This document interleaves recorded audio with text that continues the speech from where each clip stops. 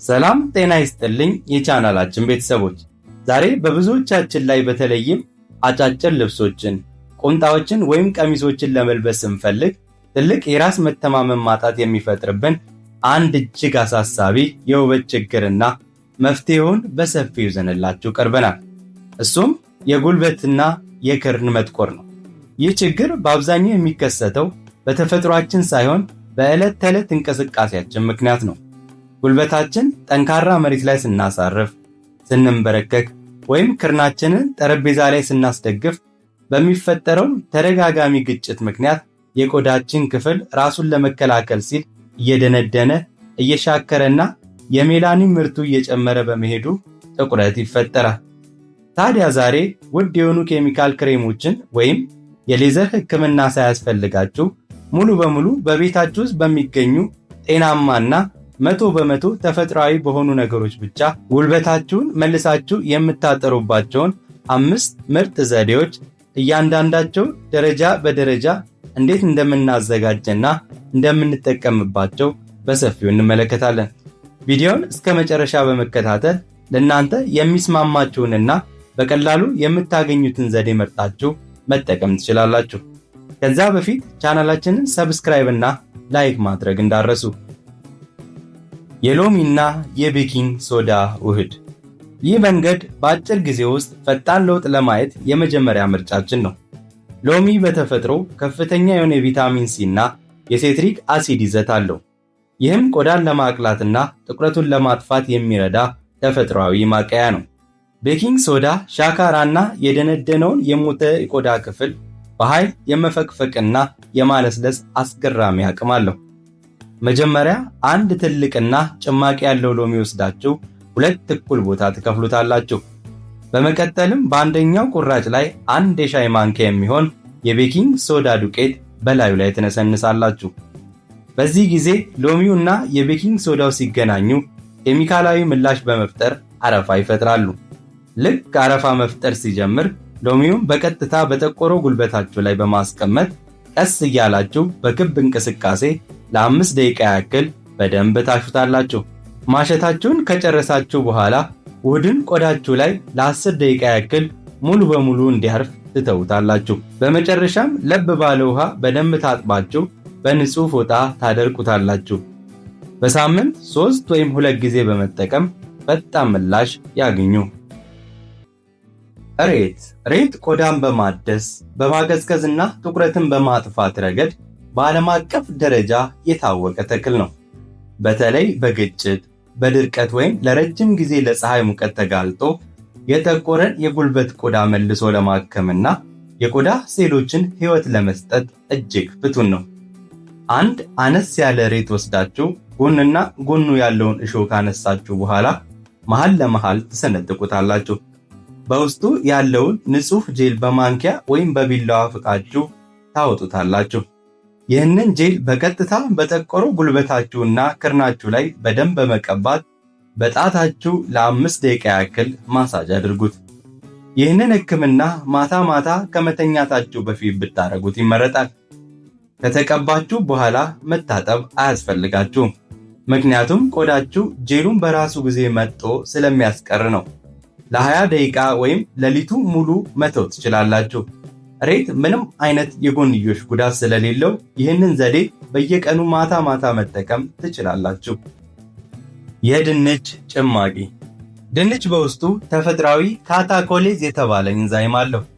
ይህ ኢንዛይም የቆዳ ጥቁረትን የመቀየር፣ ጠባሳን የማጥፋትና የቆዳ ቀለምን የማቅላት ከፍተኛ ተፈጥሯዊ አቅም አለው። አንድ መካከለኛ ድንች ወስዳችሁ በደንብ በውሃ ካጠባችሁ በኋላ ልጣጩን ታነሱታላችሁ። 2 ወይም 3 ቦታ ተከፋፍሉትና በክፍልፋዩ የጠቆረውን ጉልበት ወይም ክርን ቀስ እያረጋችሁ በክብ እንቅስቃሴ ታሹበታላችሁ። ለ15 ወይም ለ20 ደቂቃ ያክል ቆዳችሁ ላይ ሙሉ በሙሉ እንዲደርቅ ካደረጋችሁ በኋላ በቀዝቃዛ ውሃ ትታጠቡታላችሁ። ይህ ዘዴ በጣም ለስላሳና ስስ ቆዳ ላላችሁ እንዲሁም እንደ ሎሚ ያሉ አሲዳማ ነገሮች ለማይስማማችሁ ሰዎች በጣም ተመራጭና አስተማማኝ መንገድ ነው። የእርድና የማር ማስክ። ይህ ደግሞ ቆዳን በማጥራት ረገድ እጅግ አስደናቂው መንገድ ነው። እርድ በውስጡ ከርኩሚን የተባለ በጣም ኃይለኛ ንጥረ ነገር አለው። ይህ ንጥረ ነገር በቆዳችን ውስጥ ጥቁረት የሚያመጣውን የሜላኒን ቀለም ምርት የመቀነስና የቆዳን ቀለም የማጥራት ተአምራዊ አቅም አለው። ማር ደግሞ ቆዳው በሚታከምበት ጊዜ እንዳይደርቅ፣ እንዳይቆጣና በጥልቀት እርጥበት አግኝቶ እንዲለሰልስ ያደርጋል። አንድ ንጹህ ሳህን ወይም ዕቃ በማቅረብ አንድ የሾርባ ማንኪያ እርድ እና አንድ የሾርባ ማንኪያ ኦርጋኒክ ማር ትጨምራላችሁ። ውህዱ በጣም ወፍራም ሆኖ ከተቸገራችሁ ጥቂት ጠብታ የሎሚ ጭማቂ ወይም ወተት ጨምራችሁ ለስላሳ ክሬም እስኪሆን ድረስ በደንብ ታዋህዱታላችሁ። የተዘጋጀውን የማስክ ክሬም በጠቆረው ጉልበታችሁ ላይ ወፍራም አድርጋችሁ በእጃችሁ ወይም በብሩሽ ትቀቡታላችሁ። ከተቀባችሁ በኋላ ለ20 ወይም ለ30 ደቂቃ ያክል ሙሉ በሙሉ ደርቆ ቆዳችሁ የመሳብ ስሜት እስኪያሳይ ድረስ መተው አለባችሁ። ማስኩ ሙሉ በሙሉ ሲደርቅ እጃችሁን በትንሽ ውሃ እያስነካችሁ ቀስ እያላችሁ በማሸት በቀዝቃዛ ውሃ ትታጠቡታላችሁ። ይህንን ዘዴ በሳምንት 3 ቀን ብታደርጉት የጉልበታችሁን ቀለም ሙሉ በሙሉ ሲቀየር በአጭር ጊዜ ውስጥ ትመለከታላችሁ። የስኳርና የወይራ ዘይት ተፈጥሯዊ ስክራፕ። በጉልበታችን ላይ ያለው የደነደነውና የሻከረው የሞተ ቆዳ ንብብር በየጊዜው ካልተወገደ ቆዳችን አዲስ ሴሎችን ማምረት አይችልም። የምንቀባቸው ውህዶች ቆዳችን ውስጥ ዘልቀው አይገቡም። ስለዚህ ይህንን ለማስተካከል ስክራፕ ማድረግ ግድ ነው። 2 የሾርባ ማንኪያ ስኳር ከ1 የሾርባ ማንኪያ የወይራ ዘይት ወይም የኮኮናት ዘይት ጋር በአንድ ዕቃ ውስጥ ትጨምራላችሁ።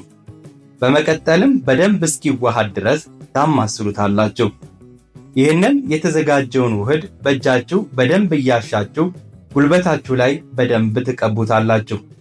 ለ5 ወይም ለ7 ደቂቃ ሳታቋርጡ በጣታችሁ ቀስ እያላችሁ በክብ እንቅስቃሴ ማሳጅ አድርጉት።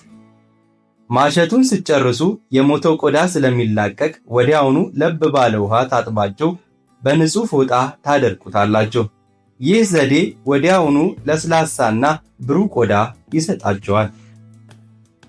ውድ የቻናላችን ቤተሰቦች እነዚህን 5 የተፈጥሮ መንገዶች እንደ ምርጫችሁና እንደ ቤታችሁ ሁኔታ መርጣችሁ በሳምንት ከ3 እስከ 4 ቀን ባለው ጊዜ ውስጥ ሳታቋርጡ ደረጃ በደረጃ ካደረጋችሁ በአጭር ሳምንታት ውስጥ የጉልበታችሁን ቀለም ሙሉ በሙሉ ተለውጦ ከሌላው የሰውነት ቆዳችሁ ጋር አንድ አይነትና የጠራ ሆኖ ታገኙታላችሁ። እዚህ ላይ ግን አንድ ልታውቁት የሚገባ በጣም ወሳኝ ሚስጥር አለ። እነዚህን ህክምናዎች ካደረጋችሁ በኋላ ሁልጊዜም ቆዳችሁን በኮኮናት ኦይል፣ በቫልዚን ወይም በማንኛውም የሰውነት ክሬም ማለስለት አትርሱ። ምክንያቱም የጉልበት ቆዳ ደረቅ ከሆነ በፍጥነት የመጥቆር ባህሪ አለው። ለዛሬ ያዘጋጀንላችሁ ሙሉ የውበት መፍትሄና ዝርዝር መረጃ ይህንን ይመስል ነበር። ቪዲዮውን ጠቃሚ ሆኖ ካገኛችሁትና ከተመቻችሁ ላይክ ማድረጋችሁን በፍጹም አትርሱ። ለቻናላችን አዲስ የሆናችሁ በየሳምንቱ እንደዚህ ያሉ ጠቃሚ ተፈጥሯዊና ሳይንሳዊ የጤናና የውበት ሚስጥሮች ቀድሞ እንዲደርሷችሁ ሰብስክራይብ በማድረግ የደወል ምልክቱን ይጫኑ። ሐሳብ ወይም ጥያቄ ካላችሁ ኮሜንት ላይ አስቀምጡልን። በቀጣይ ቪዲዮ በሌላ ሐሳብ እስከምንገናኝ ድረስ መልካም ጊዜ